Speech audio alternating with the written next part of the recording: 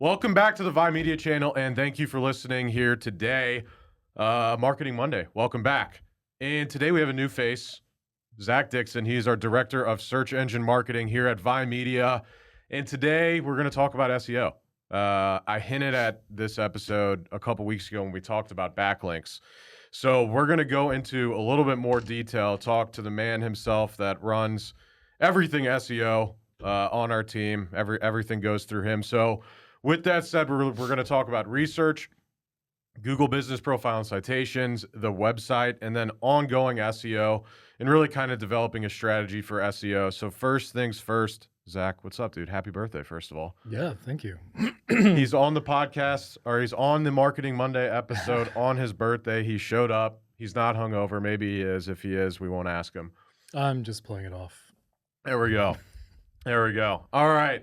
So you've been at VIE now for, what, 5.5 years? 5.5 years? 2018 is when I started. Okay, so June. So you were just 6 years. I was about to say. Yeah. All right, so 6 years.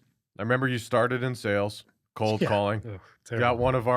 one of our clients that we still do work with to this day. Still to this day. Shout out Barefoot Flooring. Yes. And and then you moved over to SEO. I think after what 6 months of probably doing sales. So Maybe a little bit longer. It started sales, and then I went to social media posting. That's just right. Organic. That's and right. then content writing, Mm-hmm. and then just full-time SEO strategy, everything like that. All So- the above. Why SEO? Why SEO? So originally I wanted to get into advertising. Mm-hmm. Like creating copy for print ads. I really wanted to write commercials. That was a huge thing of mine. Mm-hmm. And then that didn't pan out. It was so difficult to find an internship. Yep. So you guys reached out for the sales position. I didn't want to do sales, Yeah. but you guys were like, hey, try it for a little bit, and then we'll figure out a place for you to go from there. Mm-hmm. So I did. And then luckily went into social media, and then eventually SEO. And really what called me for that was just the ability to write. Yeah. I love copywriting, and getting to write on that website. And then I fell in love with strategy and research. Mm-hmm. So you and Matt are similar in terms of liking the numbers. I love numbers. Yep. Well, I love numbers and creative. I love both of them, which is kind of a rare combination. Yep. Um, But that's what you need for SEO. yeah, it Literally, really those is. are the two things. So it was a perfect match in general. So a lot of people don't understand SEO. They don't know what goes into it. Most marketing companies, that we talk to, no one knows really the deliverables that they're getting. Right. That's why we kind of developed the credit system a couple of years ago to be able to show exactly where their dollars are being spent in terms of SEO. If it's ongoing, we're working on new pages, content, getting backlinks, whatever it is, we can show exactly that. But I want to talk about kind of the strategy that we take. Obviously, the first thing we need to go ahead and do when we're working with someone new, or even before we work with someone new in order to develop a plan, is research. So one tool I've talked about, Bright Local, talked about it on here. It's a great tool. You can look at heat maps of how well your Google Business Profile ranks for keywords, how well, organically your website ranks in comparison to competitors, gives you a breakdown of SEO. But really, when it comes to research, what's the most important things you're kind of looking at?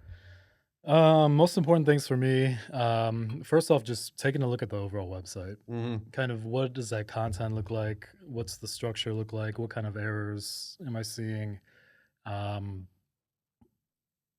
Really just what is there a lack of? Yeah. What is there too much of? Mhm. You get a lot of things in between. And then also kind of to go back to Bright Local, what do those citations look like? Yeah. Citations are just another form of kind of that old school phone book, yellow Mhm. book in a way. And Yellow Pages is one of them, actually. Yep. There's just so many of them. And to just be listed on all of them is better for kind of any local service business. So, Mhm. So when we're doing keyword research, right, with Ahrefs, we use Ahrefs, right? So we can do keyword research and really kind of see from a keyword difficulty standpoint how well other competitors are ranking. Is it worth our time to try and rank for those keywords? So I always say, when we're kind of developing the site map and figuring out, what pages do we actually need to build on the site? Because of course that's kind of the first thing to obviously set up, right? If you don't have if you don't have the content on the site, if you're not telling Google you do this, Google's not going to know. Right. So building out the sitemap, how do you kind of develop a sitemap? How do you go through that process? Right. So it starts on really just saying, what do they have now? Mhm. A lot of times what we see is we'll see websites that have one big service page, Mhm. and then kind of from there they have everything listed on there. Mhm. Uh, for SEO, even for just kind of conversion purposes, it's always great to have kind of a page for each service as long as you have the information with it. Mhm. But I always start there, seeing what they have, and then from there I go to competitor research. Yep. Who is ranking for those keywords off the top of my head that I know you probably should be showing up for? Mhm. And then what do they have? How do they build out their site? What's the structure? I look through all the ones on the first page, go through a few on the second page, and just take notes on all the similarities. And then from there is kind of where I look at actual keyword research and kind of figuring out, okay, where are missed opportunities? Mhm. Where can we create pages that provide enough content that's beneficial and at the same time gives us the opportunity to match that keyword density Yep. that Google's looking for to help them rank for that. Mhm. So, I've never said the name of the software that we use for that, okay. mainly because I don't know. There's a few out there. But There's a yeah. few out there. But, I say we use software at VIE really for research purposes, right? We see a lot of SEO companies specifically.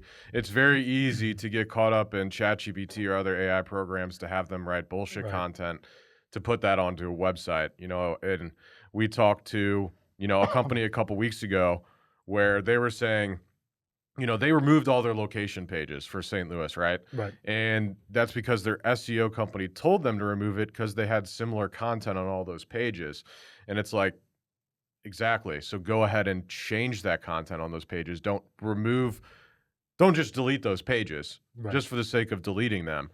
So it's always interesting the information that we get from people about what SEO companies tell them and how people go about really performing SEO, because it seems like for the most part, again, no one knows this, and I've talked about on Marketing Monday and also on the podcast that as a business owner, the best business owners we work with are ones that the ones that either know their shit very well in marketing Mhm. or know a good amount and are really knowledgeable. It's tough to work with people that just have no understanding of SEO or a limited understanding of SEO, Right.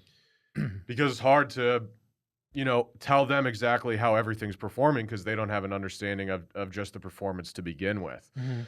So I always say, we have a ton of videos. There's a ton of content out there just for business owners to get at least a decent idea of how well their marketing is working. And last week I talked about how they can go in and audit that performance themselves with like SEO Meta One Click that we use from an extension basis, just to quickly see, hey, are the page titles, header tags, just from a standpoint of, is your website even set up properly with the main things that Google wants to see? And things like that. So, okay, so we got the research. I harp on the Google Business Profile all the Yeah. time, but tell me about Google Business Profile and setting up those citations, which you kind of talked about briefly before. Yeah. So the Google Business Profile, especially for a local service-based business, I think is one of the most important things you can have. It's a great source for calls and Hmm. website visits. And if you have a physical storefront, that directions button definitely helps show how many people are. It gives you an idea of people going to the store and Hmm. wanting to get directions. Um, but like I said, it plays such a pivotal role. It shows you all the information about your business right then and there. Hmm. What services you provide, your address, your phone number. You can even have buttons to book now. So with that Google Business Profile, citations, again, huge. It feeds that profile. Hmm. It helps establish that service area. And then it goes back to the website too. Yep. Your Google Business Profile feeds off your website. And that's what I think a lot of people just don't understand. You could write out everything you want. You could have a perfectly optimized Google Business Profile. But to have a website that, needs SEO help, Hmm. it's gonna hurt it. Yep. So, Especially in those industries where it's highly competitive, mhm, where we work a lot in, roofing, HVAC, plumbing, restoration. These guys are spending right. an absolute buttload of money. Mhm, So, that they have a lot of this stuff set up. And the Google Business Profile, I mean, from what we've seen, we started working with a foundation repair company here in St. Louis. I guess at the very end of last year, maybe beginning of this year. Mhm. And, we set up a new Google business profile for them in St. Charles. Yep. And of course, we built out a new website for them as well, separate of their corporate site. And that Google business profile pretty much immediately started and is still doing significantly better than the website is from a lead generation standpoint. Yeah, I mean, it's getting great hits on calls.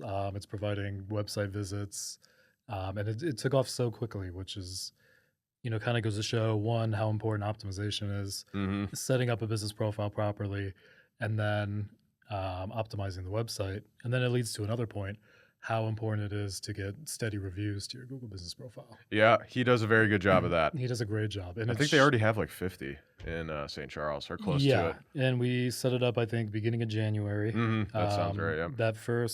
I think the first 3 months is when I took that official like heat map ranking of everything. Hmm. And what that does is it just shows, you put a heat map of the area, and then it shows you what position you are in the top 3 of the map pack. But great rankings automatically, which I've never seen before.